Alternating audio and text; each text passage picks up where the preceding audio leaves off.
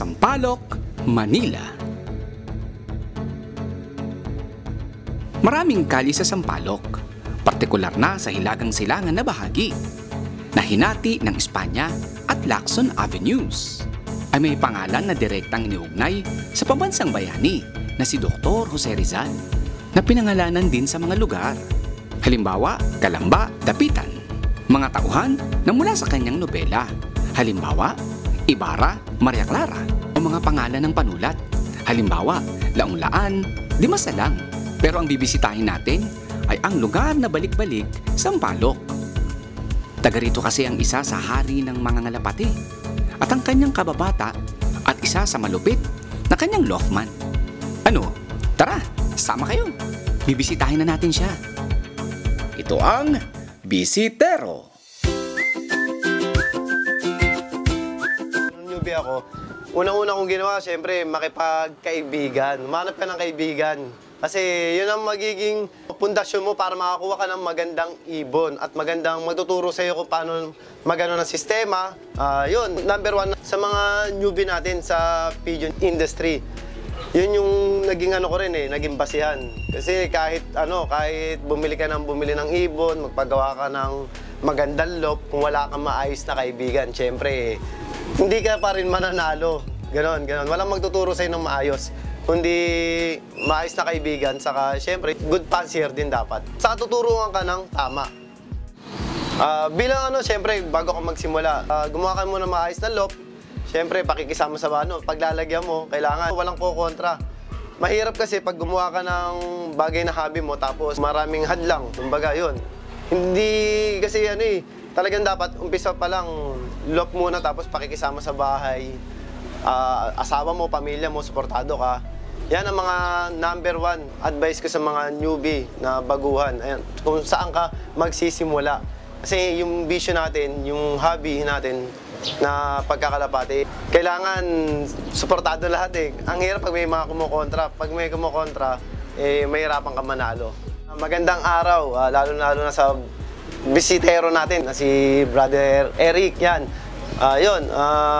Nagsimula nga pala ako na mag-ibon, syempre, noong 2002. Nag-ibon ako, pero hindi rin naman ako kumarera. Ganun. Alaalaga lang. Tapos 2004, doon ako nagsimula magpa-member. Nagpa-member ako sa PSAP, kaso fortunately hindi natuloy. Tinulungan ako ni Sir Tommy De Vera na may pasok sa PHA. Doon ako, yun talaga yung pinaka-unang-una kong nilaroan na club. PHA agad. Kasama ko yung mga mabibigat na mga kasabay ko, malalaking tao. Puro yun yung una kong, hindi ko alam na ang PHA is PHA. Bali, nagsimula ako sa big club, tapos hindi ko kinaya, bumaba ako ng mga small club. Kagaya ng MRP, PFC, EPFC, yan, mga nilaruan ko yan. At saka yun, doon ako naging successful naman. Naging successful na ako, doon sa mga small club, doon saka ako naglaro ulit, bumalik ako ng PHA. Kasi talagang newbie ako sa pag-aalaga ng pangarerang kalapati. Mahirap kasi pag wala kang idea sa ganitong larangan, kailangan talaga pag newbie ka, may magtuturo sa'yo, may magbaback up sa'yo. Magiging may mentor ka. Ako naging mentor ko noon, si Pasio naman, naging loftman ko, matagal na. Yan, pares kami. Ang problema, wala kaming idea doon sa karera. Ang alam namin sa gamot-gamot lang, pero wala sa sistema. Bali, talagang ang umalalay sa akin si Brother Tandog, yan. Yan, isa sa mga nag-ano sa akin. Tapos, yun na, nagtuloy-tuloy na. Kumuha ako ng idea sa kanya, binigyan niya rin ako ng idea. Sistema ko na rin yung gumana. Ayun yung mga isa ko sa mga pinagdaanan sa pagkakarera ng mga kalapati, sa paglalaro. Magandang umaga, Bro Ken. At salamat, pinunlakan nyo kami para bumisita dito sa loft nyo. Yun, welcome. Oo nga pala, bro. Para po sa ating mga manonood at mga newbies, ano ba ang mga hawak mo o linyada mo mga ibon dito sa loft nyo? Dito sa loft ko, ang umikot na talagang linyada is mga Desmet Matis, Ilocano Line, Percy Brown, Vandenbroek, saka Babunda rin kay Uncle Cha. Ano pa ba? Yung mga line ko ng mga kulay brown, mga Vandenbroek, saka yung kulay puti, yun lang kasi mga off color ko dito. Bickert. Yan, yung mga Begard, yun. Lahat yun, bali ginagamit mo lahat yun sa mga karera. Oo, lahat yun. Bali dito kasi sa almost 15 years namin sa pigeon industry. Medyo matagal na rin. Pinapaikot ko lang yun. Stable na ako eh. Kaya ko na sabihin na gano'n. Kasi yung linyada na ginagamit ko, okay naman, sumasabay naman sa mga bago kahit may mga nanalo pa rin, maganda pa rin yung compete niya. Yun, kaya yun lang yung halos magkakamag-anak na yung nag-umiikot sa akin. Tapos pag minsan nag-acquire akong bago kay Sir Henry Tanyon, Desmet naman din ang kinuha ko. Ganon. Dinadagdag ko lang para hindi na masyadong dikit-dikit yung mga ina-acquire mong bago sa ibang loft, yung mga ini-infuse mo sa mga ibon mo. Oo, yun, ganon. Yun, kay Kirby nga, nagano ko eh. Ang ginawa naman ni Kirby, binigyan lang ako eh. Wow, mabait si Kirby. Mabait. Oo. Yun, super set winner pa. Wow. Pero nag-acquire ako sa kanya, kuha sana ako, yun, binigyan niya. Paano yun, yung sa mga pinapaikot ko rito. Kasi ibang mga napapanalo na nung lop mo ko sa raffle. Yun, swerte kami sa mga raffle. Yun ang i-infuse din namin. Yan. Ganon. Okay naman, na gumagana rin. Gumapalo kasi, kumbaga, may winning line na ako na ito. Hahaluan ko lang nun. Okay. Di ba? Hindi na ako hindi na ako ganong... Naliligaw. Oo, naliligaw. Pinapasok ko, konting lang ng linyada eh. Okay. Pero kalahati nun, dito pa rin. Yun pa rin, di ba? Ganun lang ang ginagawa ko ngayon. Nung mag-start kayong magkalapate, ano yung mga ginagamit nyong mga ibon or linyada? Siyempre, taga Sampaloc ako.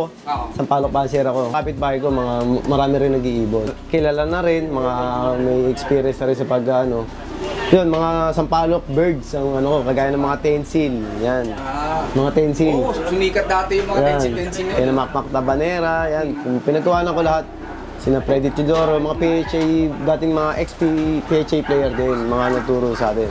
Sina Ronald Moreno, yan, mga pinagkawanan ko rin ng mga ibon. Bali, yung linyada niya, okay naman. Naipanalo ko, kaso, nung nagbalit ako ng program, hindi na siya, bago. Oo, kumbaga, yun nga, kagaya sabi ko, panalo na, gulong later. Mahirap yun. Pag consistent ka rin gano'n, hindi ka tatagal sa industriya kung puro ka lang eh. Kailangan talaga, sistema mo, akmado sa ibon mo. Okay. Yun. Ang pinakaluma ko lang talaga ibon dito na ginagamit is yung Ilocano line. Yung Ilocano line, anong bloodline nun? Ang nakabuo ng Ilocano line si Tandog, sa si Jojo Piscal. Okay. Yun, Jojo Alberto. Yun. Ang mga old line na Victor Lim, parang gano'n eh. Yun ang istorya niya. Ayun ang pinangalanan siya ng Ilocano line. Ilocano line kasi puro sa norte, sunod-sunod yung naging champion niya. Parang taga Ilocano, parang alam na alam niya yung daan, kaya naging Ilocano line yung tawag. Yun. Ang tumawag doon, ang nagbansag kay Jojo. Yun.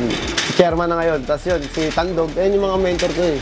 Sila talaga yung naging ko sa likod ko kung bakit natuto ko mag-kondisyon, mag-prepare, yung tamang sistema. Lahat naman kasi pwedeng gumawa ng sistema, pero yung tama, mahirap. Diba? Yun. Sino ba ang nag-push sa'yo para magkalapate, tsaka sumali sa mga karera ng mga racing pigeons? Ang nagganon sa akin kasi, di ba, wala naman akong idea talaga. Yung bago ako. Si Pasio.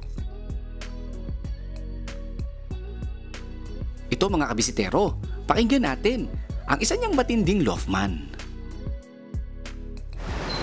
Ako po si Pasio, ang loopman ni Boss Ezekiel Lunar, ang hari ng balik-balik Sampaloc. Yun na nga po, ito po, nag-release po ako ng ibon. Yan, binabantayan ko sila. Kasi po, kailangan po i-monitor kung okay ba yung lipad nila kasi training na po. Kailangan obserbahan natin kung umabot ba ng 1 oras o mahigit. Kailangan i-monitor. Kailangan po yan kasi hindi po basta-basta yung club na nilalaruan namin. Parang lumulusot sa butas ng karayom. Ayan po mga bisitero. Ayan po. Medyo makulimlim eh. Nawala po yung mga ibon. Parang naglayas na yata. Nawala. Yung laupman ko, sabi niya, nag-alaga ako, sabi niya, boss, karera tayo. Hindi ko alam na may mga ganong karera. Si Pasio kasi, bata pa na siya, Yun naman, nagkakalapati na siya, tapos alam niya na yung mga ganon, yung mga kare-karera. May, ano, siya, may knowledge na siya. Yun, sabi niya sa akin, boss, ano, karera tayo, sali tayo sa mga pa-member tayo, ganon. Kasi dati, siya hindi siya nakapagpa-member. Pag sinabi kasing pa-member, member ka, iba yung dating sa ibang dating, di ba? Pag member ka ng ganitong club, member ka, yun. Yun yung, siya nag-push sa akin na kumarera. Bro, pwede ba kaming ipasyal sa loft mo? Oo, pwede. Sige, tara. Pasyal ko kayo sa aking maliit at munting kulungan ng kalapate. Matindi talaga tong hari ng balik-balik Sampaloc, Manila. Sa dami niya ng mga napagdaanan at marami ring mga nag-mentor sa kanya. Kaya naman pala malupit tong hari ng balik-balik Sampaloc na to. Pero napakasimpleng tao, mabait, humble, at matindi pagdating sa karera, lalo na sa kalawakan. At ito, naka-istorbo pa tayo. May karera pala sila. At tara, tingnan natin. I-share nila kung anong mga ginagawa nila pagdating sa karera. Ito na. Yan ang gamit nila pagdating sa clacking. Chill, chill! Panis na panis! At yan ang sticker. Registered agad. Okay, ilista na yan. Tara mga bisitero, pasyal ko kayo sa aking munting loft. Yan. Yung loft ko, nakahati sa dalawa lang eh. Lalaki at saka babae. Magkahalo na yon, north and south. Ganon din sa breeder ko kasi open lang ako. Dalawang hati lang din. Pang babae at saka lalaki. Maliit lang, ganito lang. Ito lang yung loft ko. Pasyal tayo mga bisitero. Yan. Galing sa paikot yung mga ibon natin eh. Nasa labas pa yung iba. Ayun, bali yan. Ito lang yung ganito lang kalit yung loft ko ngayon. Ito lang. Sana next year mapalaki ko. Ito bro, flyers to. Flyers loft to. Ang sukat, hindi ko kabisado sukat nito pero kasi baba nito, breeder's loft ko. Kung ano yung sukat nito, yun din yung sukat nung sa breeder ko. Yun naman, nakahati rin siya sa dalawa. Yung ngayon, sobrang dami kong ibon yun dahil nagkaroon ng pandemic nga. North and South, magkahalo sila. Lalaro ko ngayon lahat ngayon sa South. Yung 2021. Yan, sana pala rin ulit at maka-jackpot. Yun, mga bisitero. Isa sa mga favorite na ibon ko kasi recent na nanalo siya ng first overall sa APR. All bird saka young bird. Tawag ko sa kanya, pangalan niya si Solo Fighter.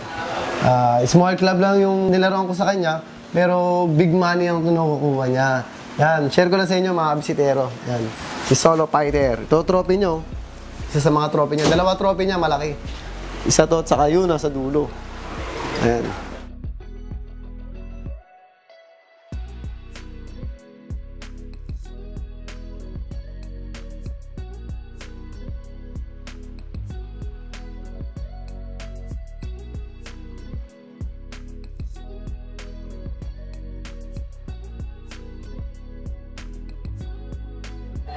Ako po si Pasio. Salamat po kay Boss Eric Medina sa kabisitero. O nga pala, Brokel, di ba meron kang bagong YouTube channel? Pwede nyo bang sa mga panood natin? Salamat, bisitero. Siyempre, kukunin ko na rin yung pagkakataon. Meron din ako YouTube channel. Subscribe nyo na lang, SK Lunar Official. Yun, doon naman, pinag-uusapan ko naman yung mga ginagawa ko sa loft ko, sistema, saka pag-aalaga. Saka may, sa mga... Kung may biting kayo rito, yung mga linyada ko na ibon, nandun lahat. Nakikita nyo doon sa YouTube channel ko. Ayan mga bisitero, supportahan po natin ang YouTube channel ni Brokel. Marami po tayong matututunan para sa mga YouTube niya at kung ano man yung mga ina-apply sa mga ibon. Supportahan po natin ang mga vloggers, lalo na mga kakalapate. Kabisitero, Ezekiel Lunar. Ako nga pala ulit si Ezekiel Lunar. Isang pigeon fancier, PHA member, saka pigeon enthusiast dito sa Pilipinas. Salamat, bisitero! Ang napanood nyo ay ang episode 12. Bago ang lahat, magbisitero, shoutout muna tayo.